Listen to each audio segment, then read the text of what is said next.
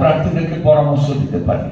এক্ষেত্রে যেমন আমরাও লাভবান হব, প্রার্থীরাও লাভবান হবেন। আমাদের লাভটা তো আমরা বুঝছি যে আমরা আমাদের রেজাল্টটা খুব সহজে পাবো, আর প্রার্থীরাও যেন তাদের দিকে তাদের ফলাফলের যে বিষয়টি তারা যেন কোনো জটিলতা না পড়ে, সেক্ষেত্রে তারাও একটা ফলপ্রসূ একটা সমাধান পাবেন আমরা মনে করছি।